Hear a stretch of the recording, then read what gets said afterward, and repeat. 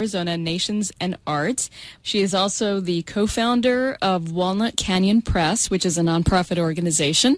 But there's a whole lot of other stuff that she's very busy doing as well. Thank you for coming in today. Thank you so much for having me. So tell me about the book. I wrote the book Arizona Nations and Art.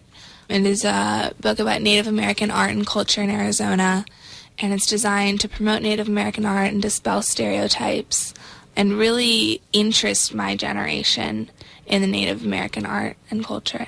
Now, you started writing this book when you were 13. You're 18 now. What is it that inspired you to write this book?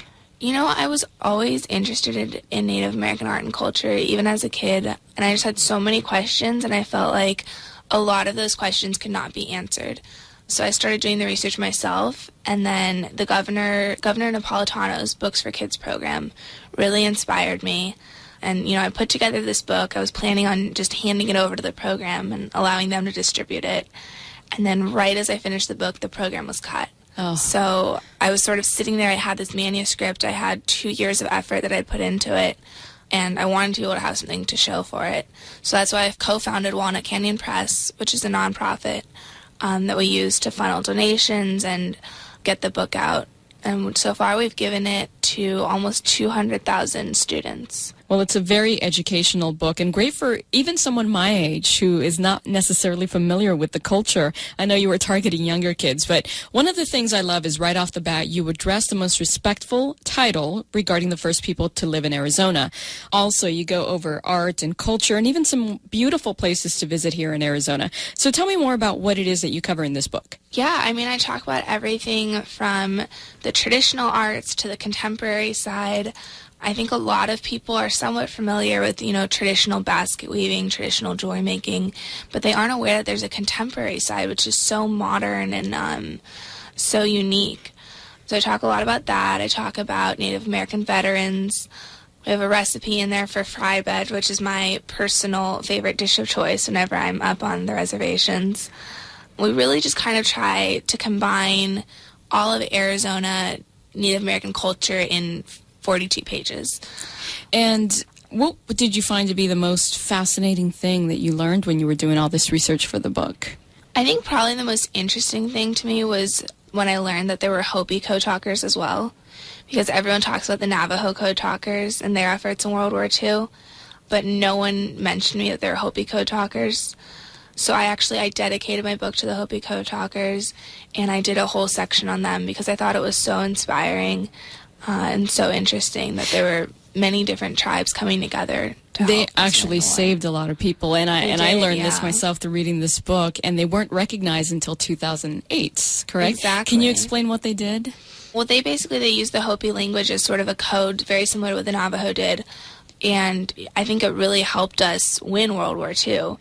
And they were not formally recognized. You know, the Navajo are in many different books and many different, you know, they received many different recognitions for their service, and the Hopi never did.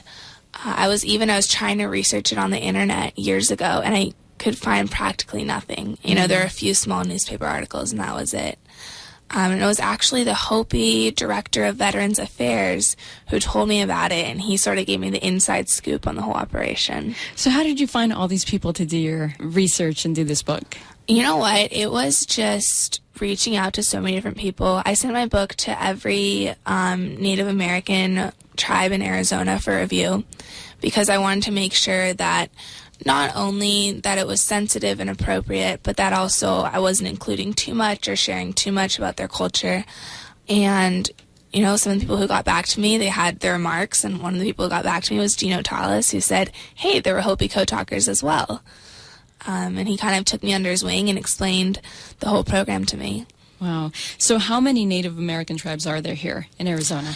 I believe there are 22. And they take up, I don't know exactly how much land in Arizona they take up, but it's quite a significant portion. And there's approximately 2.4 million Native Americans here in Arizona. Did you do any research on any other tribes across the country? You know what I did? I tried to research on pretty much every tribe. For some of the smaller ones, it's a little bit difficult to find enough information on them.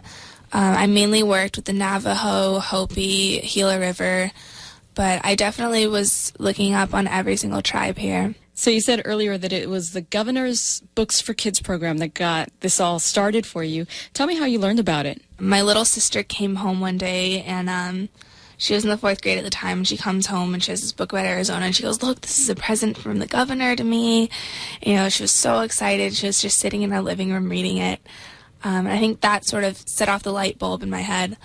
And then from there, when, our current governor came into office and she decided not to continue with the program, I really wanted to take it into my own hands and recreate it myself. So now, how is this book available? Well, it's available. It's being given out to every 4th grade student. It's available online on AnnicaBenning.com. I think it's on Amazon, but don't quote me on that. And it's all nonprofit. So even the books that we sell outside, all the money goes directly back to Walnut Canyon Press and goes directly back to giving books to kids. And can you spell AnnicaBenning.com? ANNICA Benning, BENNING. So you did this before you even got to college. You started college at 16, so you're already a junior at ASU right now, right? I know, it's a little crazy. It is. So where do you get this ambition? You know what, to be honest, I just was in high school and I didn't like high school at the time. I was working so much on the book and it was starting to take over my life. And the high school I was at wasn't that accommodating. So one thing led to another, and then all of a sudden I end up moving into Barrett at 16, and I didn't even have a driver's license. So yeah, there's that. So how has college been at such a young age? You know, it doesn't seem strange to me. I know looking back, if I was looking at my situation from someone else's shoes, I would have thought it was very strange, very unconventional. But I love it. I love being at ASU. I absolutely love all my classes. I've had some amazing professors, and I've really enjoyed the experience so far. And you're a junior now, so what are you studying? I'm political science. I was originally business because I thought that was a safe bet. It was something, coming out with a business degree. You have a lot going for you. And then I decided I should probably study what I'm interested in and what I love, because I figured my grades would probably be a little bit better. Well, let's talk about some of the things that keep you busy. And I'm just going to run down the list here. Athletes for Literacy. Tell me about that. Yeah, Athletes for Literacy. We started that last year. We partnered up with a few of the baseball teams who were in town for spring training, and we kind of convinced them to get away from their work just for a little bit to come help us give out books. So far we had the Texas Rangers and the Cleveland Indians come help distribute books, and it's such a great experience. I know the kids are always really excited when I come into the classroom because, they get to have a little break from class and, get some free books. But then when the athletes come in, I'm invisible, and all the questions go from, what's your favorite part of being an author, to how are your games looking this season, and when are you playing so-and-so. So the guys are always really good about redirecting those questions and going back to literacy and education and reading. Right. But yeah, it's just been so much fun being able to have that celebrity appeal and just really spark that interest. So you're trying to get more of the teams involved this upcoming spring training. That's the plan, yeah. We figure they're already out here. They can take a little time away and do some community service. Absolutely. Tell me about the Bridge Youth Summits. That was started about 2 years ago, just from all the different work I did on the Native American reservations. I spent really a considerable amount of time on many different reservations. I saw that there was sort of a need for kids my age and Native American teens to build relationships, build bonds, build some understanding. I know a lot of my friends and a lot of kids my age didn't even know how much of the population in Arizona is Native American and how many Native American tribes there are in Arizona. And I think for a lot of Native American teens, they don't have many opportunities to get off the reservation and, meet people outside of their culture and their beliefs. So it was a youth summit we did. We always did it on Native land, and we would just, 50-50, bring in people, a good time for sure. We always did lots of games and team building, community service. Last year we did a school beautification, so we went to a tribal school and we planted trees and painted and did some pretty murals and really just brought the kids together through community service. Do you find that a lot of them become friends and stay in touch? Yeah, it's really nice, and especially with social media these days, it's so easy to stay in touch with Facebook and Twitter, and it's really, really wonderful. So how about the Eleanor Roosevelt Girls Leadership Worldwide program, which you're a part of? I was their commencement speaker this summer.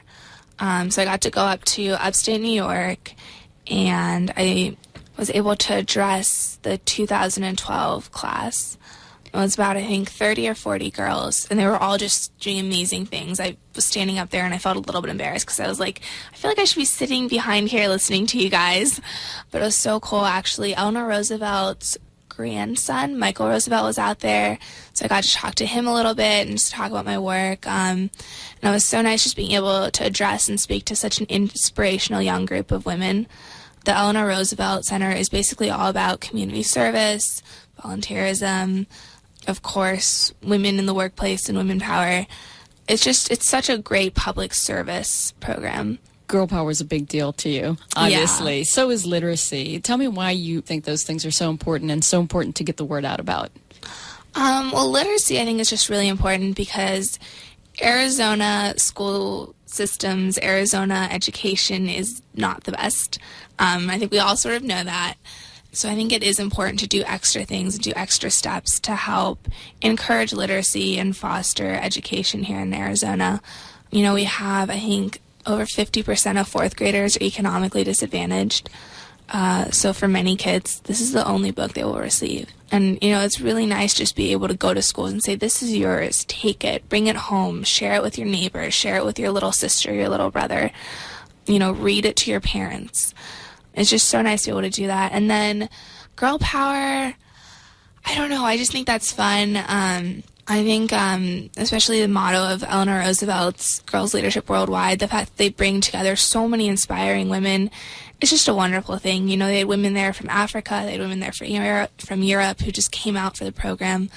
So it's just always nice to support your own. So who do you look up to? Who inspires you? Without getting too political, John Huntsman. John Huntsman, and I think Hillary Clinton as well, too. I think she's done a lot in her career.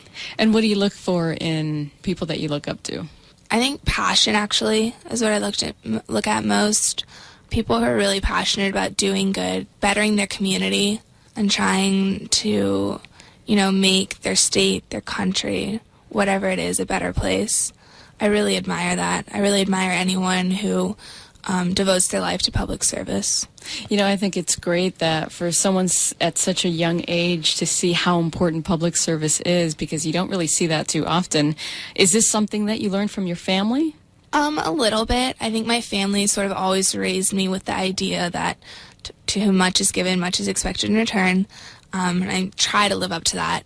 But I think it's also just such an American idea, the idea of volunteering, you know, going in on Thanksgiving and volunteering at that soup kitchen. I think it really is unique to our culture. And it's something that I've certainly harnessed and I just want to remind people about. So, you know, when I speak to these fourth graders, I know they all know what volunteering is. I know they have all volunteered at some point, whether they knew it or not. But I just want to remind them and give them that extra little push. Tell me about how you started with just reading books. Do you remember one of the first books you read, one of your favorites when you were younger? Or? I think it was like Harold and the Purple Crayon or something like that. Or there's that caterpillar book. It has like the green caterpillar on the front. I'm not sure. How did this change your world? Because obviously it had such a huge impact on you. I mean, it's strange because I never thought of myself as an author. I just thought of myself as doing a community service project. So for me, I was always focusing on the nonprofit side of it, and the book came second. So I never thought of myself as an author. I never thought of myself as a writer.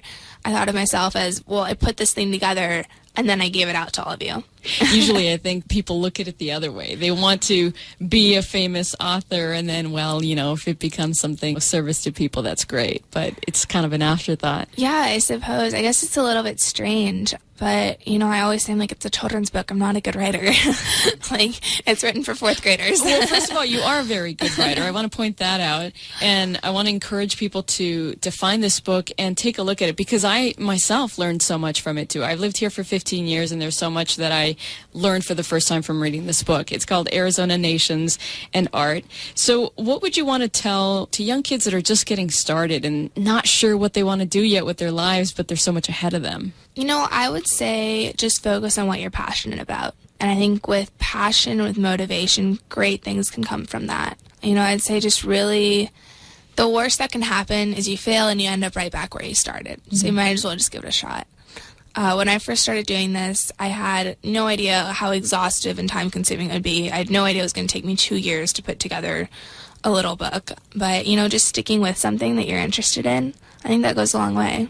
Did you ever feel like giving up, or like, this isn't worth it anymore, it's just too much trouble? I mean, you were going to school at the time, so obviously your days were very busy, or there were probably other things that you wanted to be doing. Yeah, absolutely. There were so many times where I was just sitting there and I was thinking to myself, I need to get this book done. This book is driving me crazy. I don't want to research anymore. I don't want to write anymore. I don't want to do any of this.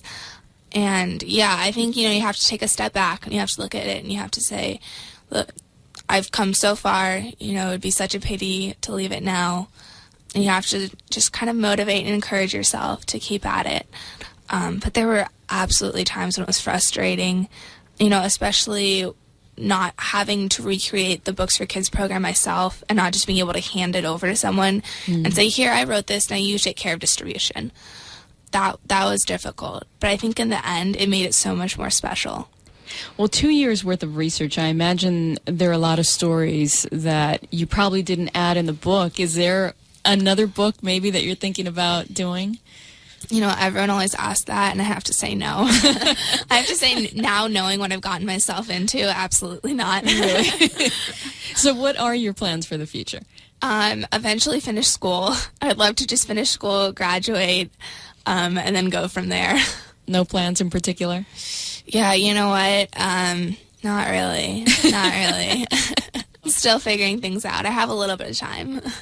So let's go back to just literacy in general for young kids. Tell me about educators and mentors and how they played a role in all this. Well, I have to say all the educators that I've met up with are just so committed to helping their students succeed. We had a wonderful teacher, Michelle Holman, put together a teacher's study unit for the book. And, we've had just so many teachers send me thank you notes and letters and so much encouragement, which has been really nice. And then as far as mentors go, I can't even begin to count the number of mentors I've had, the number of people who have helped me make this possible. But, certainly Bill Faust of Faust Gallery, practically all the art in there is from his gallery, because he would just let me come over and he'd give me the keys to the vault and he would say, go pick it out, take pictures, whatever you want to do. I mean, his support was just countless. And the Lavina Ohl Foundation, actually, that's trying to fulfill Lavina's legacy of helping Native American art and artists. They sponsored the first round of books, which went to every fourth grade classroom, school library, and public library. So it was just one copy for every classroom. That's all we could do at the time. But just the fact that they were able to sponsor that and they were able to help us get the book out meant the world to me. Do you find it inspiring when you see that a book has been kind of, leafed through and maybe the pages are wrinkled because you know that people are actually reading it? Yeah, I think it's nice, and I love it when the kids ask me to sign their books. I have to tell you, actually, I was on eBay once, and I found copies of my book being sold on eBay for 35 cents. And all the pages were crumpled up and there was writing everywhere. And so, that not as much, but I especially love it when kids come to me with questions. There was one girl who came to me and she said, I counted every single photograph in the book and there are this many color photographs and this many black and white. I just love it when they take so much interest in it. For someone like you, and also, probably for someone like me and most people who grew up reading, just with so much love for reading, it's hard to imagine a household where there are no books, and how there are some kids that just never owned a book, don't read until they absolutely have to when they're in school. So let's talk about that a little bit. Yeah, it's really sad because I think as a kid that was something I certainly took for granted. It wasn't until I was about 9 or 10 and I was in the local 4-H club. And I had to do a little community service project, so I decided to do a book drive. We got together all the books in our house that we weren't reading anymore, and neighbors brought over bags, and at the end of the few weeks I was doing it, I had 2,000 books. And I was able to actually give that to the local Hispanic church in my neighborhood. The responses I got back were overwhelming. I mean, people were so thankful, and they felt so blessed that, we were just able to give them some gently used books. I think that's when I first understood how important it is not only to volunteer, but how important it is to give back. So what would your message be to educators and parents and those that basically have the ability to make a difference in a child's life? I think I would just really encourage them to try to do the most possible to inspire and motivate their children or students, because I firmly believe that good teachers make all the difference. I mean, I've had some classes at ASU that were terrible, terrible, boring classes, but I had inspiring teachers, so I loved going every day. What about parents? I mean, I think for parents, just reading to your kid for 30 minutes every night, really encouraging literacy, encouraging them to write in their journal every night. My mom used to always make me do that. She used to make me journal, and I absolutely hated it, but it's so much fun to look back on them and, look back on what seemed important at the time and what really interested you at the time. Do you still journal now? I do a little bit. It's not as much. Not every night. I'll tell my mom. But I still do a little because I think it's nice. I think it's a great way to just collect all your thoughts at the end of a day. So what are you doing now, besides college, obviously, to prepare for your future? You know what? Now that it's past November 6th, I'm unemployed, which is a very welcome distraction. So I'm just sort of cherishing that at the moment. And yeah, just going to school full time. And I think eventually I'll find some internship or job that interests me. But right now I'm just really enjoying this little break.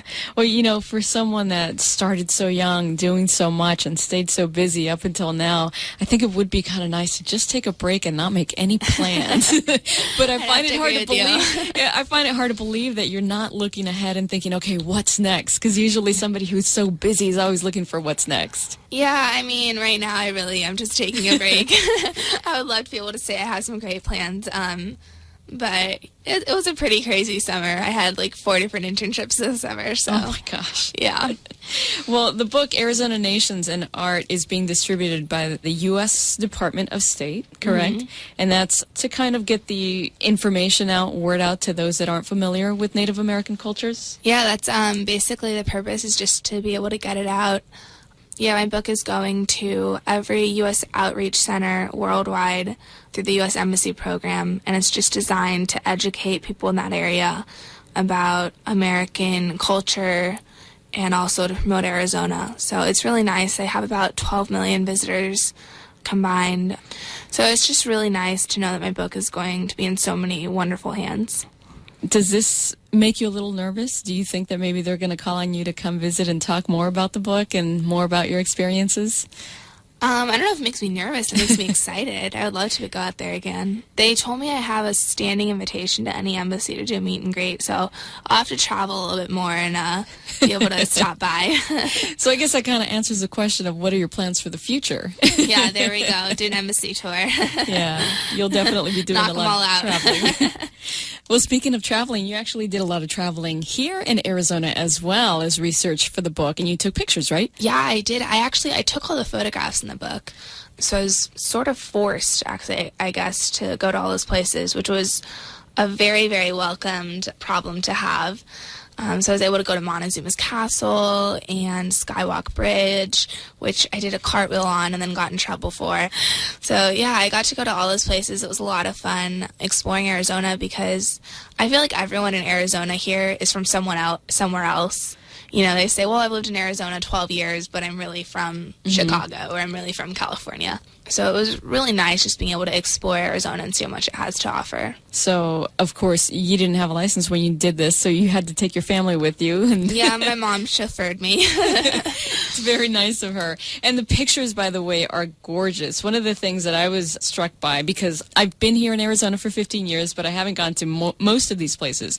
So I didn't even realize about the waterfalls that you talked about in the book. Yeah, they're so pretty. Havasupai Falls, you have to hike down. It's about, I think, a 10-mile hike. And I went down with my mom, my sister, and a good friend of mine. And, you just keep hiking and hiking. And they say once you hear the creek, that means you're close to the town of Supai. And, I mean, those last few miles, you're just, was that the creek? Was the creek? You're just waiting and waiting to get there. But once you get there, it is so beautiful. Probably one of the most beautiful places I've ever been to. What was your favorite place that you discovered? I think Skywalk Bridge was really cool. Just being able to stand there and look down into the Grand Canyon was such a neat experience. And what was, and I think I kind of asked this earlier, but I'll give you a chance to answer it again in case anything has come up that you can think of. What has been the most fascinating thing that you've discovered, either through all this or just through all your experiences in your young life? I think the most fascinating or interesting thing I've discovered is how supportive people are of education in Arizona and how supportive they are of volunteering and public service. I didn't realize that at the time. I didn't realize there were so many people committed to that. To me, such a network of people is amazing. Now, I understand you've also had the chance to do some international travel. Tell me about that.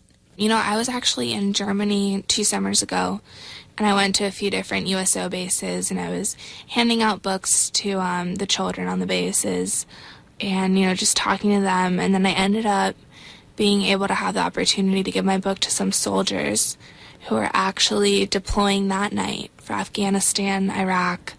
And, one of them came up to me and he's like, thank you so much for this. I'm going to read it on the plane. So to think that my book is sitting in a tent in Afghanistan somewhere, bringing a little piece of home to someone, and a little piece of comfort, it meant the world to me. So tell me again where people can find this book, Arizona Nations and Art. It's at a few local museums. I know it's at the Herd Museum Gift Shop and a few other museums, but mainly Amazon is just your go-to. And if people read the book and decide they want to learn more about the Native American culture, what would be a good place to go to learn more about it? I actually have a list of museums in the back all over the state of Arizona that have wonderful, wonderful collections, and that would definitely be a first place to start. And if anyone wants to find out more about the book or any of the things we discussed today, if you head over to AnnicaBenning.com, A-N-N-I-C-A, Benning, B-E-N-N-I-N-G.com, there's a little bit more information on there. I also want to thank the sponsors and all the supporters that made this distribution possible. McDonald's, Wells Fargo, Peabody Energy, countless other ones. They've been longtime supporters of the book and the project, and it just means the world to me to have their support. So what would be your final message to our listeners today? I think my final message would be to make time to volunteer, make time to give back to your community, support and foster education here in Arizona, and just really encourage literacy. Is there anything that, we talked about all that you've done in your 18 years, but is there anything that you haven't done yet that you would really, really love to do?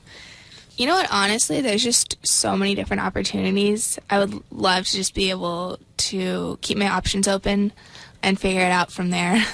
I really, as career-wise, I don't have it all together. I don't even begin to have it partially together.